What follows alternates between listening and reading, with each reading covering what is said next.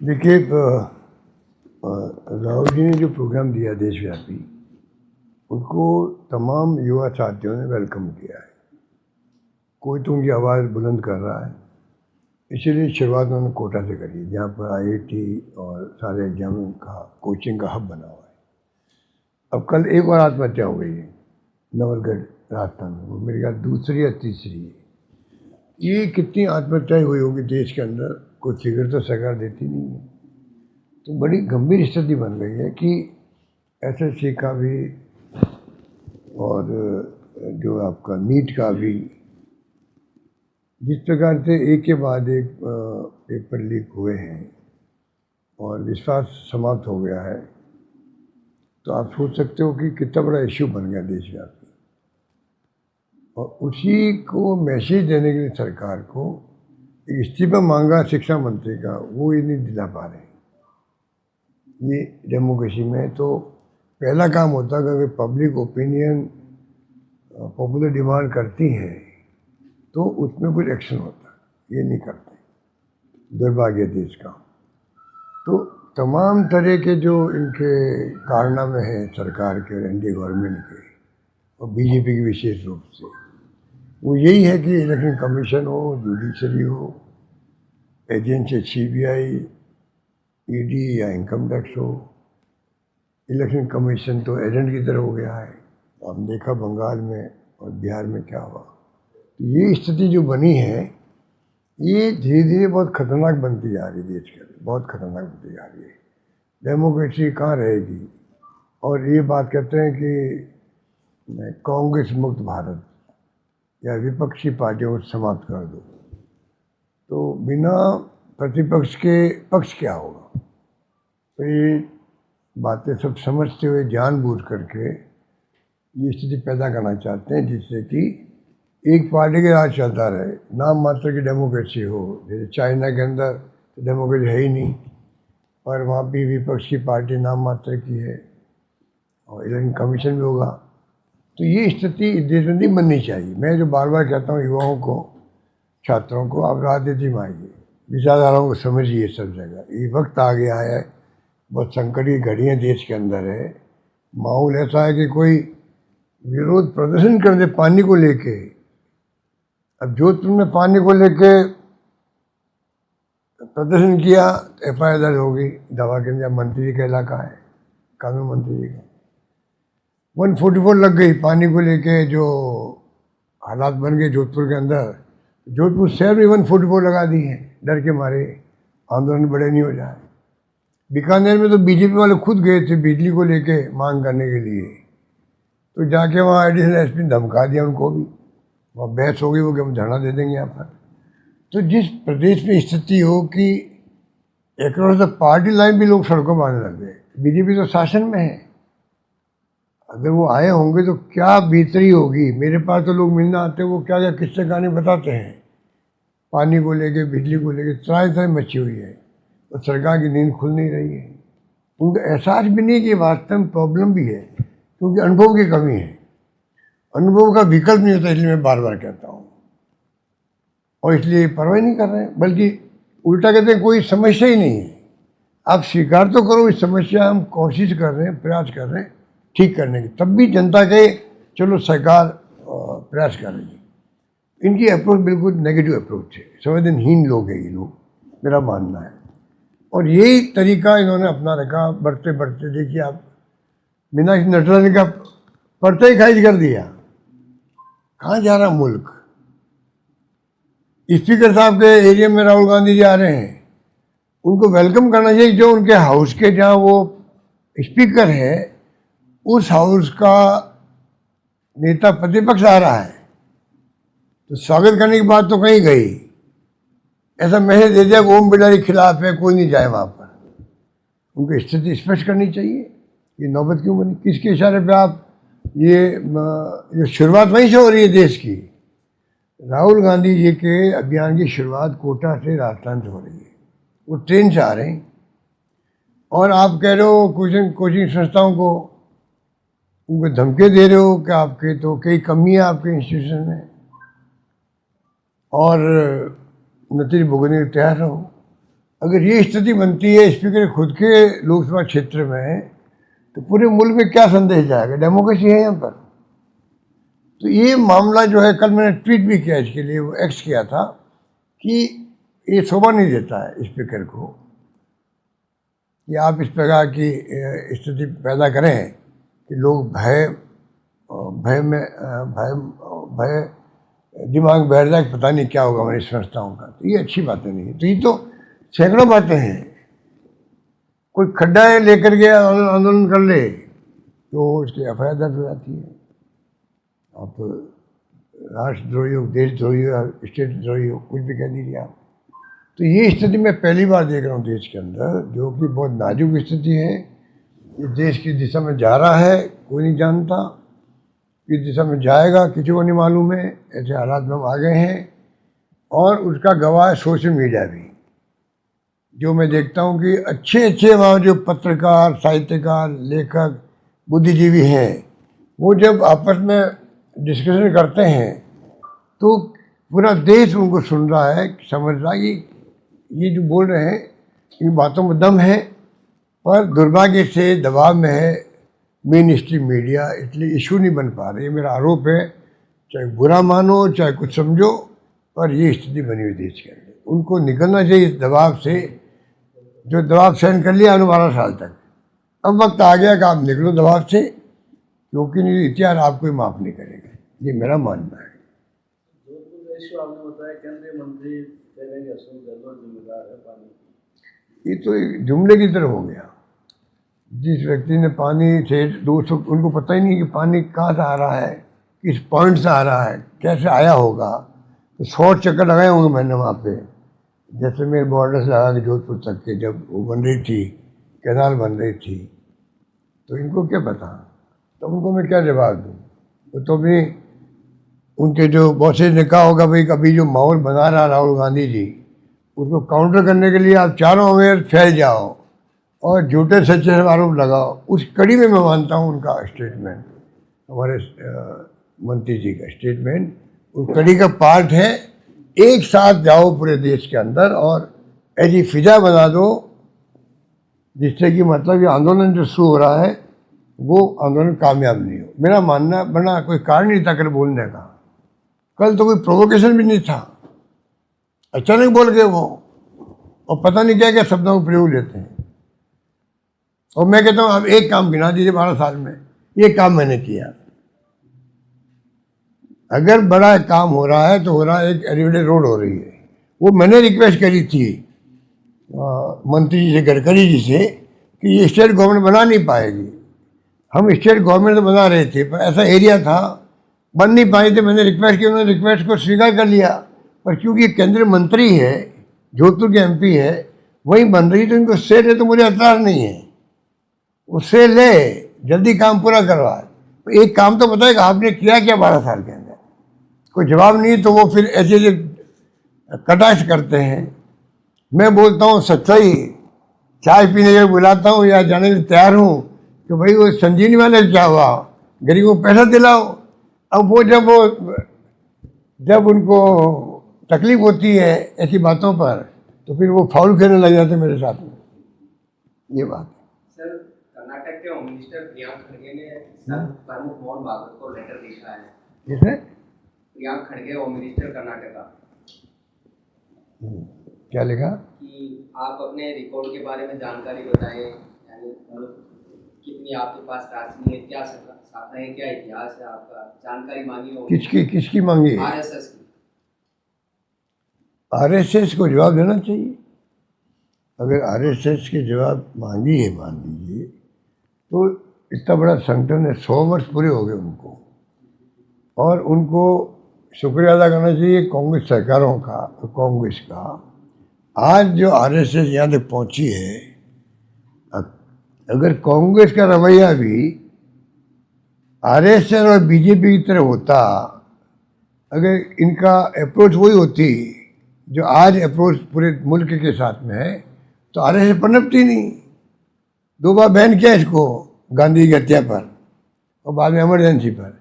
वहाँ पर बैन हटा दिया, माफ़ी मांग ली थी। माफ़ी तो कई बार मांग चुके हैं पहले भी। तो बैन हटा ही नहीं। कभी हमारी सरकारें बनी है केंद्र में, राज्यों में, तो हमारे ब्लड में नहीं है कि हम कोई टारगेट करें आरएसएस के लोगों को। ये खुद जानते हैं, प्राइवेटली आरएसएस वालों से पूछ लीजिए, वो कहेंगे साहब बीजेपी का राज है पर काम ज़्यादा हमारे कांग्रेस राज में होते थे। आज ये जुमला राजस्थान के अंदर भी है और ये भावना पूरे मुल्क में है।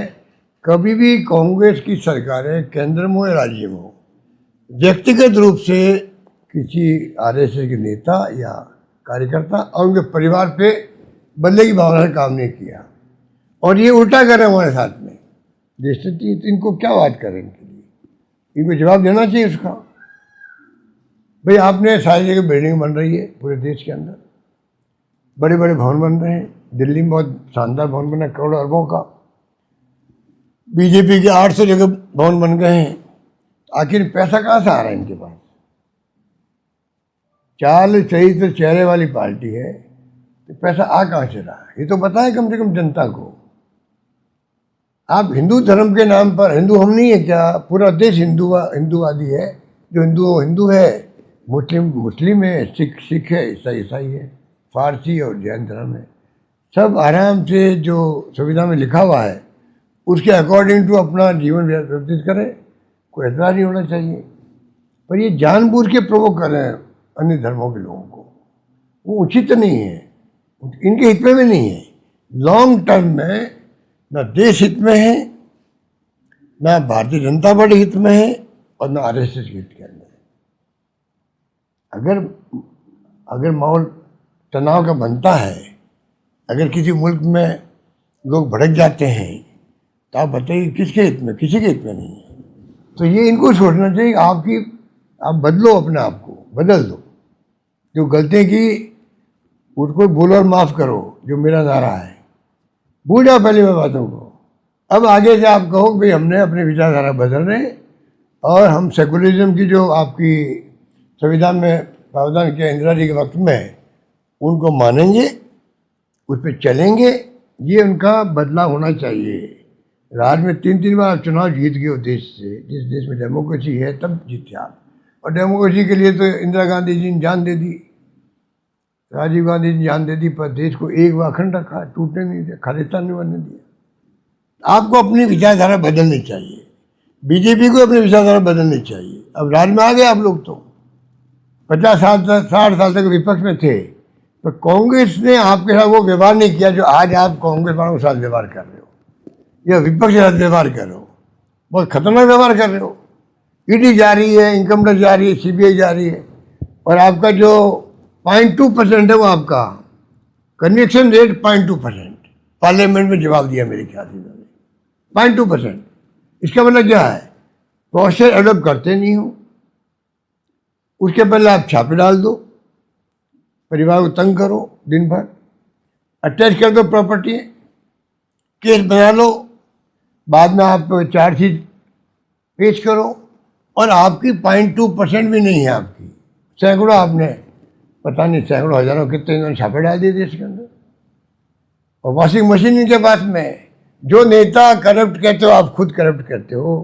प्रधानमंत्री ने खुद ने कहा अजीत पवार को करप्ट, और 2 दिन बाद में ले लिया, पार्टी में भी वित्त मंत्री बना दिया, डिप्टी सीएम बना दिया। ये तो एग्जाम्पल ऐसे हैं जो पूरा मुल्क देख रहा है, इनको देख रहा है। इसलिए मैं थोड़ा चिंतित हूँ कि देश में होगा क्या होगा अगर यही हालात रहे। तो बंगाल के चुनाव में देख लिया, बंगाल की तरह 2.5 लाख लोग भेज दो आप वहाँ पे, फोर्सेज के, पैरामिलिट्री फोर्स के, और उनके कार्यकर्ता गुंडागिरी करने लग जाए चुनाव के पहले, चुनाव के बाद में। काउंटिंग में मैंने कभी नहीं सुना है गुंडागिरी होते हुए। पहली बार बंगाल में काउंटिंग करने वाली लड़के थी, यंग, और मेरे ख्याल से ममता जी खुद के ऊपर भी बदतमीजी की गई, ये सब खबरें आ रही थी।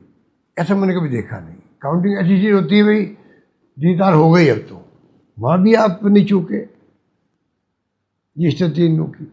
तो इसलिए मैं चिंतित हूँ कि भाई देश की दिशा में जा रहा है। राहुल गांधी जी लगातार पार्लियामेंट के अंदर भी बाहर भी विपक्ष के नेताओं के नाते अपनी भूमिका अदा कर रहे हैं। इनके दिलों में है ही नहीं कि भाई विपक्ष भी कोई चीज़ होती है। आप चुनाव जीत के आए हो, सरकार बनी है, तो विपक्ष भी चुनाव जीत के आया है और विपक्ष की भूमिका अदा कर रहा है। आप क्यों नहीं उनको, आप उनकी बात को समझो, सुनो, मानो नहीं मानो आपकी मर्जी है, पर बातचीत तो करो कम से कम। सुझाव क्या दे रहा विपक्ष आपको, विपरीत पार्टियां क्या बोल रही है, वो तो सर आपने तोड़ दिया। आपने यहाँ तक कर ली बेईमानी। आपने जो संविधान संशोधन ला रहे थे, एक मांग थी खड़गे साहब की, राहुल जी की, भाई आप ऑल पार्टी मीटिंग बुला लो। मैं 50 साल से देख रहा हूँ, ऑल पार्टी मीटिंग बुलाने का मतलब क्या, भाई सबकी सलाह कर लो, करो आप अपनी मर्जी की, सरकार आपके पास में। वो नहीं बुलाई उन्होंने, और अलग अलग पार्टियों को बुला करके उनको समझाया गया, बातचीत की गई, और भ्रम पैदा दिया कि सब पार्टी साथ में। फिर मुंह की खानी पड़ी पार्लियामेंट के अंदर इनको। ये नौबत क्यों आई? उन्होंने कहा अब चुनाव हो रहे हैं बंगाल में, तमिलनाडु में, उसके बाद आप मीटिंग पार्लियामेंट सेशन बुला लो। आपने वो भी नहीं बुलाया। तो ये जो डेमोक्रेटिक पैटर्न है, या जो डेमोक्रेटिक परंपराएं तोड़ के राजनीति कर रहे हैं, 47 की बात कर रहे हैं, 47 में कौन जिंदा रहेगा पता नहीं। 2047 वो सपना देख रहे हैं। आप बताइए, जनता को इस प्रकार गुमराह कर करके आप कब तक चुनाव जीतोगे? चुनाव जीतने ही मकसद है कि आपका खाली देश का फ्यूचर का सवाल नहीं है आपके दिमाग के अंदर। चुनाव जीतना एक बात हो सकती है, पर डेमोक्रेसी को जिंदा रखना, मजबूत करना भी तो आपका फर्ज होना चाहिए, जो आप निभाने की बजाय कमजोर कर रहे हो डेमोक्रेसी को। ये मेरा मानना है।